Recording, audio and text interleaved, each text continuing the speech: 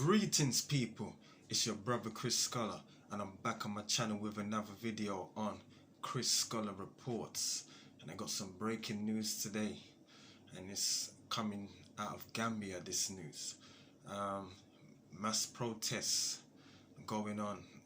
People are very angry in a town called Sanyang. So I want to title this one, "The Smiley Coast is vexed right now." So yeah, peeps, I think it was a couple days ago. There was a murder. Someone was killed in the Gambia, in a town called Sanyang, and this man was 30 years old.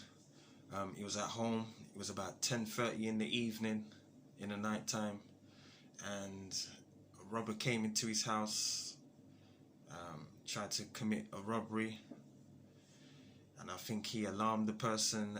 He approached the person, and this young man was killed by the robber. He was stabbed to death. So this person was equipped. He came equipped.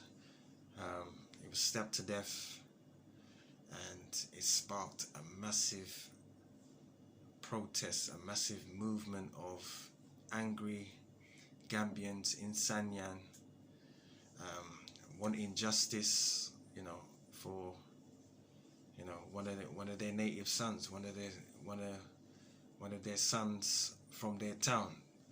So allegedly, it's been reported that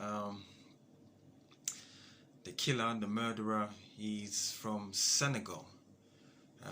Senegal, for those who don't know, is basically the country that surrounds Gambia. So Gambia is more of a coastal country, and so is Senegal too, to a certain extent. It extends all the way to the coast, all the way to the Atlantic, and it goes inland, as you go further east from the coast. And so is Gambia, but Gambia is a very small country, and Senegal is a country that surrounds Gambia from the north, the east, and the south. So it goes around the Gambia.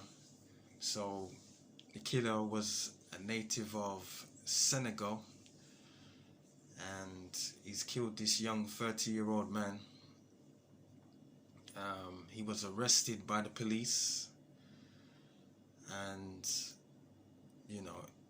it just started a massive movement of angry people, to the point where the Gambian youth started to just burn down businesses in Sanyang. So this man from Senegal, the killer from Senegal, he was working at a fish factory. Yeah, a fish factory, a big fish factory that's been in that town for years, and basically it's owned by Chinese, and there's many layers to this story. So it's owned by Chinese.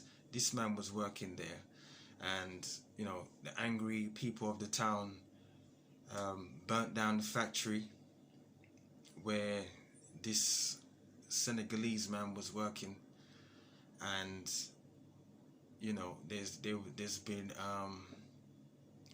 been talks of Gambians being upset already about the owners of this factory, because what they do, they go to the ocean, they fish, take loads of fish, so they're fishing, take it to the factory, process it however they do, and then they ship it out to China.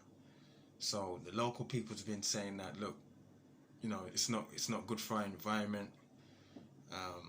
You're just emptying out the ocean of fish. It's just they're overfishing basically, and other complaints, and just the whole vibe of how the Chinese are kind of been doing business and kind of dealing with the people in the town. So people have been quite upset with them for a long time. So I think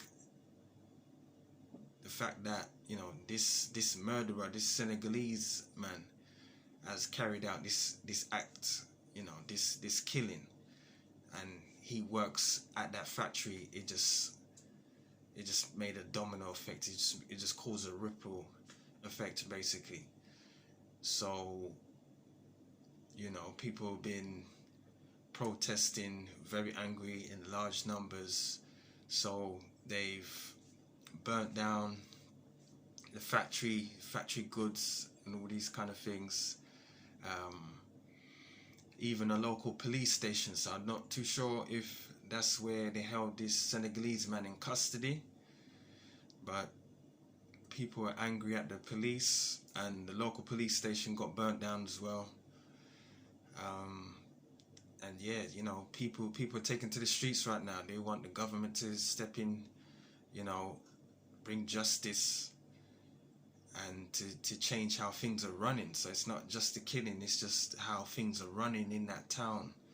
You know, the people feel exploited, people feel like they've been left out. There's no investment being put back into their community. There's no real help from these, you know, these big business owners, and they're just feeling like they've been exploited for a long time. And the fact that, you know, an innocent man has been killed, you know, his life has been cut short. It was just the tip of the iceberg, really. And now, you know, the youth, the young people in Gambia just decided to just start, you know, tearing down the place, really, you know, showing how they feel to get their point across. So you know, which is sad right now, because, you know, an innocent man has lost his life. It's been cut short. You know, it's infuriated people to the point where, you know, they're wilding out.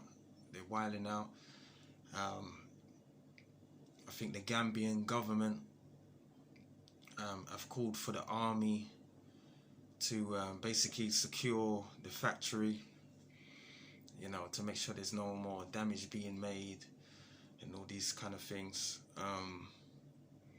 And, you know, and I believe that, well, he would be, you know, this man, the killer, is still in custody.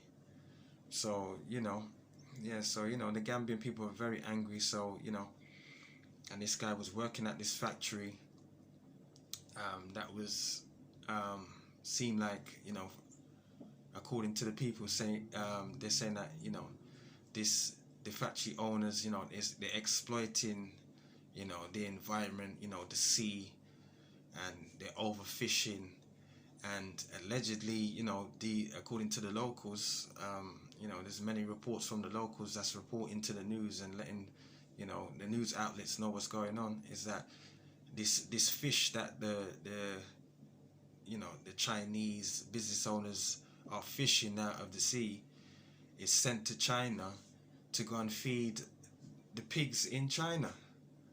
So, you know, so African oceans are being you know, suffering from overfishing, for, you know, for this fish to be sent back to China to go and feed pigs, you know. And I'm sure there's people in Gambia that can do with some of that fish, you know, to feed their families, you know, and those kind of things there. And it's been sent back to China just to go and feed pigs, you know, hog.